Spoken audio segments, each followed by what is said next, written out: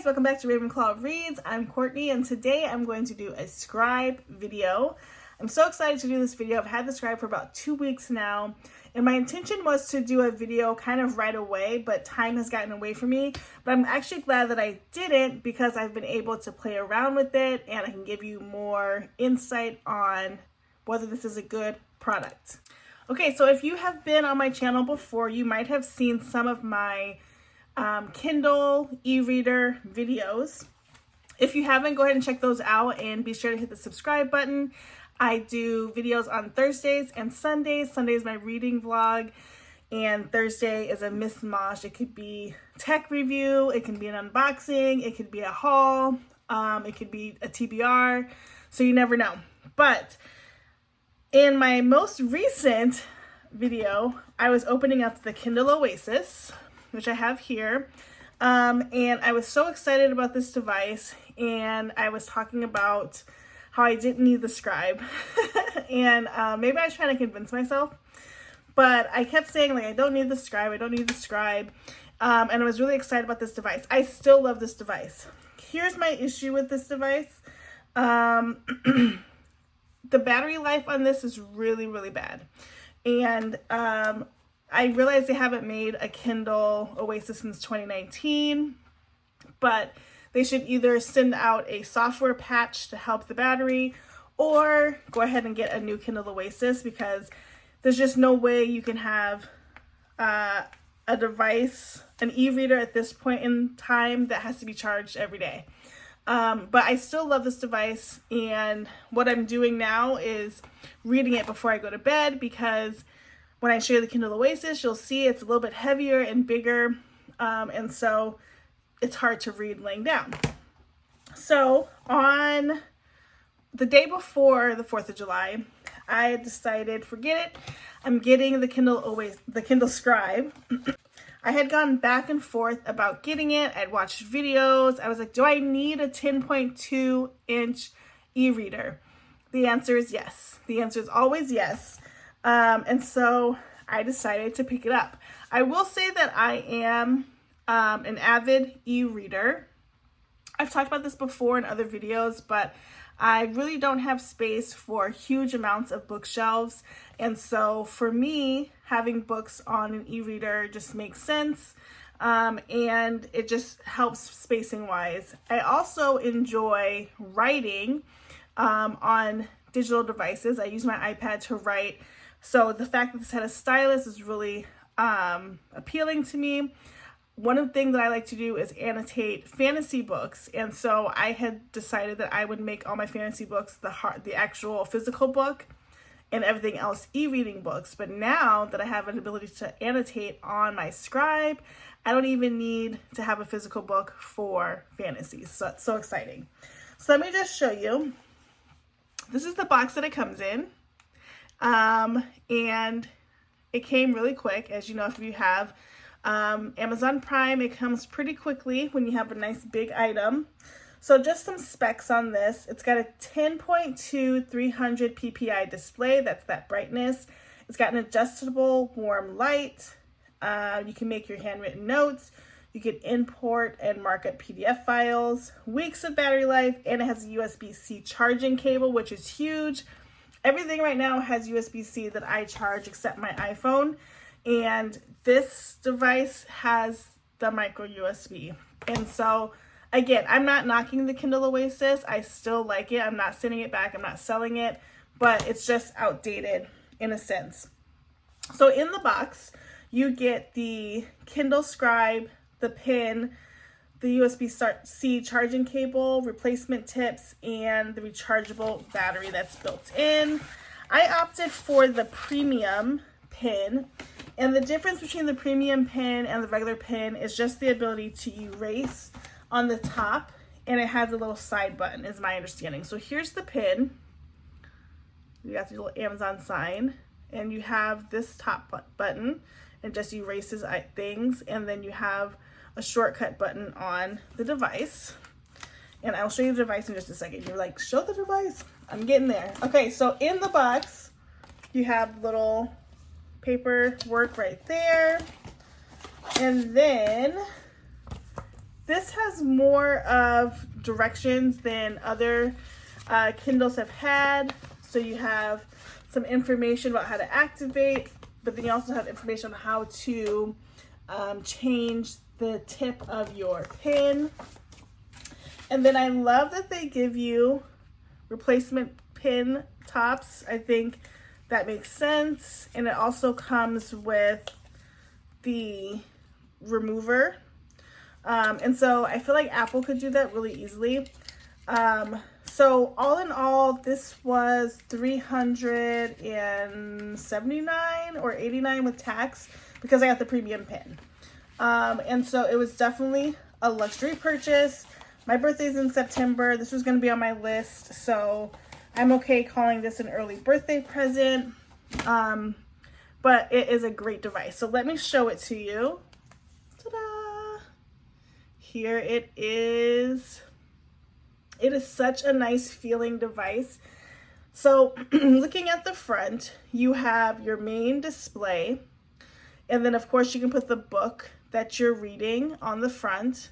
You have this little side handle, which when I got it, I wasn't sure that I liked the pen on this side because I read like this. And I felt like I was knocking the pen a lot. So for the first few days, I had it flipped upside down, which it does turn and put my hand on this side. But now I just do it this way. It just makes better sense for me. The back is sort of a hard aluminum, similar to the Oasis. You have the swoosh sign, and then you have 4 pads in the corners that stop the device from rocking when you're writing, which is really nice. I didn't think it was that big of a deal, but it's actually really nice. So on the left, you have a button that turns it on, and then you have your USB-C charging cable, and then you have your device. So let's start here because I'm in the middle of a book, and you can see how much text fits on the screen. It is really a premium looking device. Just like any other Kindle, I'll just adjust a little bit. You have the option to have different menu items. So if I click the A right here, it's going to give me more options.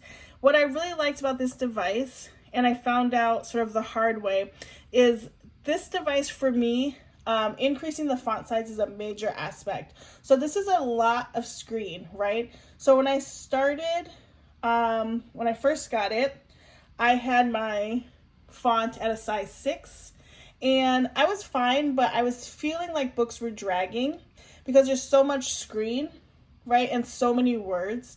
And so for me, just my personal preference, I watched somebody else do this and I was like, obviously. So I increased my font to an 8. And for me, that works. You still have a good amount of screen filled up, but it doesn't feel overwhelming. And for me, I like the idea of like clicking through the pages. So that helped a lot. You also have your highlights. If you've highlighted anything, underlined anything, you can look at that. And then your pen detaches and you have this little pointer in the corner. And with this, you can keep it at the pointer and you can use the pen to turn pages, or you can click the little pointer and pull up a sticky note, and then you can start writing. You have to see where you want to type. So I'm going to take a note there. And you have a little notebook screen that's very similar to any type of iPad screen, okay? So you have your pen tip, your highlighter, your eraser, and a lassoing tool down here if you want to move something. Now, this is really the best writing experience I've ever had on a e-device. So I'm going to try to write something, but it honestly writes so smoothly, and it's the most like paper. So I can say, hello, how are you? Please subscribe. And this is so true to my handwriting that there's no slipping. It's very much like you're writing on paper. So my only complaint with the iPad is that even with the paper-like screen on, I don't write as smoothly as this. So that was my first thing that I loved about the Scribe, is how nice the writing experience is. I don't see much lag in the writing, and it is just such a smooth experience. The other thing you can do with this menu is decide to move this to the right. I like it on the left. It's just preference. And then you just close that when you are done. And then other than that, everything is pretty much the same. So on my bottom of my screen, I have the home, library, notebooks, and more. So as you go through with any Kindle, you have your home screen, and this has your recent items, and then you have kind of a look at your store. So what's upcoming releases that I might like. Write on books are new now that I have the Kindle Scribe. They have like journals that you can get, or crossword puzzles. You have your recommended section, your Kindle Unlimited section if you have that. So all of that's the same. The library is also the same, right? You have all of the books that you're reading. And you can see how responsive this is. It moves way faster than the Oasis. So I'm going to show you that difference in just a second. Let me turn it on. And again, I'm not knocking the Oasis. I really think it's a great device, and I really do like the device. I don't regret getting it. It's just older. So let me just show you again how responsive things are. Okay, that's the Scribe. And then I'm gonna go to the Oasis, go back to the library. And there's just like the slightest bit of lag, right? And so again, this is just age of device. And then the newest section in the Kindle Scribe are the notebooks. So I haven't done much in the notebooks because, like I said, I use my iPad to take work notes a lot, and I don't want to get it confused. So if you want to write a note, obviously you're taking your pen off, you add the plus sign, create a notebook, and I'm just going to name this test. You can choose your type of paper that you want, whether you want lines, grid, agenda paper, to-do list, even planner style. So let's say I create a to-do list, and I could say the first thing I want to do is film, Scribe, video. And I'll check that off because I'm doing that right now. So you can do that if you want that experience. I think most people at this point are using their notebooks within like an iPad, but if you were just solely using an e-device such as the Scribe, you definitely could use that. If I was in college, I would just get an iPad for writing. What I like the pencil for, like I said, is really annotating within books that I'm reading, because that has been really satisfying. And then on the bottom, you have the more section, and it's the same thing like any of the other Kindles, your reading list, Goodreads, the little mock web browser, settings, and legal. So overall, beautiful device, you guys. I want to talk about the battery life real quick before I kind of give you my recommendation. So I received this on July 5th. Since July 5th, I have read it. Right, I've charged it once, and I have read it every day, and I'm at 70%. So this battery life is what people recognize e-readers for. It's a great battery life. In comparison to the Kindle Oasis, there's really no comparison. This battery life is ultimate. So when I'm thinking about my devices, if you go to my channel, you know I have a Kindle Paperwhite. I got that last year or the year before last. No, last year. I have the Kindle Oasis, and I have the Kindle Scribe. I would say the ones that you need, if you're going to get one, get a Kindle Paperwhite for size and portability. And if you have the finances to do it and just the ability to have something bigger, go with the Scribe. I would not recommend the Oasis at this point. Again, this is not a knock on the Oasis. I still use this every day. I still charge it. It sits by my bed. But it's kind of so pretty that I don't want to put it in my purse until I get a sleeve for it, which is on its way. And the battery life is just not ideal.